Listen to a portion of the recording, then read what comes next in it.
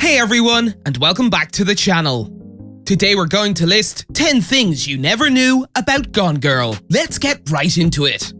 Gillian Flynn's Gone Girl quickly became one of the best-selling thriller novels of all time. It sold millions of copies, and its story was ripe for film adaptation, so it was only a matter of time before Hollywood picked it up and adapted it for the big screen. David Fincher was chosen to direct, and Flynn wrote the screenplay. Rosamund, Pike and Ben Affleck were cast as lead roles of a missing woman and her suspicious husband, who insists he knows nothing about her disappearance. Here are 10 fascinating details from Gone Girl's production. Number 10. Gone Girl rose from the ashes of David Fincher's unproduced adaptation of 20,000 Leagues Under the Sea. Before Gone Girl came across his desk, David Fincher was working on an adaptation of 20,000 Leagues Under the Sea. However, the development of that film was postponed indefinitely, so Fincher left. After becoming exhausted by the lengthy development and eventual cancellation of 20,000 Leagues Under the Sea, Fincher agreed to direct Gone Girl, a film that was being rushed into production. Number 9. Die-hard Red Sox fan Ben Affleck refused to wear a Yankees cap in the film. Ben Affleck was required to wear a Yankees cap in a scene in Gone Girl, but as a die-hard Red Sox fan, he refused. Production had to be shut down for 4 days before Affleck agreed to wear a Mets cap instead. On the DVD commentary, Fincher jokingly slammed Affleck for being entirely unprofessional in refusing to wear a Yankees cap, but this quote was misrepresented by a few news outlets, sparking false speculation about a feud between Fincher and Affleck. Number 8. Brad Pitt, Jon Hamm, and even Seth Rogen were considered to play Nick. David Fincher eventually decided to cast Ben Affleck as Nick Dunn because he noticed a specific smile on Affleck in a few publicity photos he found online and realized he had the perfect suspicious look for Nick. Prior to Affleck's casting, Jon Hamm was considered for the role, but he was too preoccupied with Mad Men to make the shoot. Before Affleck, Brad Pitt, Ryan Reynolds, and even Seth Rogen were considered for the role. Number 7. The filmmakers falsely claimed that they changed the story's ending.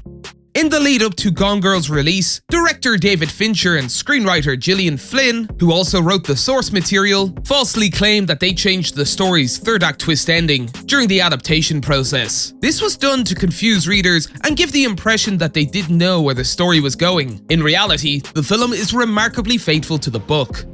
Number 6. Meticulous David Fincher shot 500 hours of material for this movie. David Fincher is regarded as one of Hollywood's most meticulous and hardworking directors. He'll demand take after take until it's flawless. Fincher shot a staggering 500 hours of footage for Gone Girl during its 100-day shoot. This equates to 5 hours of material per day on average. Number 5. Despite playing her twin brother, Ben Affleck is 9 years older than Carrie Coon. Ben Affleck and Carrie Coon play twins in Gone Girl, but Affleck is 9 years older than Coon. Affleck was concerned about the age gap and portrayed Nick as a 30-year-old to make it more credible. Coon made her feature film debut with Gone Girl. Since then, she's appeared in The Post, Avengers: Infinity War, Widows, and the upcoming Ghostbusters Afterlife. Number 4. David Fincher texted stern-faced selfies to Rosamund Pike to stop her from using her phone. When David Fincher saw Rosamund Pike on the set of Gone Girl playing on her phone, he texted her a stern-faced selfie, prompting her to put the phone in her pocket. In comparison to Quentin Tarantino, who forbids his cast and crew from even bringing their phones to the set, Fincher is quite lenient in this regard. Number 3. In the true story that inspired Gone Girl, the husband actually did murder his wife. Gillian Flynn was inspired to write Gone Girl after reading about the Lacey Peterson case. Peterson vanished while she was pregnant, and her husband, Scott Peterson, appeared unusually calm about the situation. He was having an affair, which he continued during the search for his missing wife. In the real-life case, the husband was found to have murdered his wife, whereas Amy orchestrated the entire thing in Gone Girl. Number 2. When Reese Witherspoon acquired the film rights to the novel, she planned to play Amy. Reese Witherspoon acquired the film rights to Gone Girl to produce through her then newly formed production company, Pacific Standard, and she initially planned to play Amy Dunn herself. Other actors considered for the role of Amy before Rosamund Pike included Emily Blunt, Jessica Chastain, Abby Cornish, Rooney Mara, Natalie Portman, Charlize Theron, and Olivia Wilde. Number 1. David Fincher's attention to detail lost Ben Affleck a bet.